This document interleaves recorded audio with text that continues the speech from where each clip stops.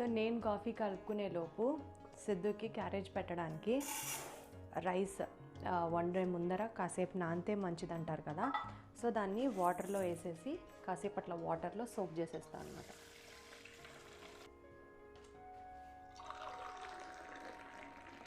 ఈ glass value ఇది actually ఒక కప్ అనమాట. ఈ హ్యాండిల్ ఊడిపోయింది. బట్ దీని ఏజ్ మేబీ ఒక 16 years 17 years. అప్పటి నుంచి నాకు తెలిసి ఇదే కప్లో కాఫీ తాగుతున్నాను.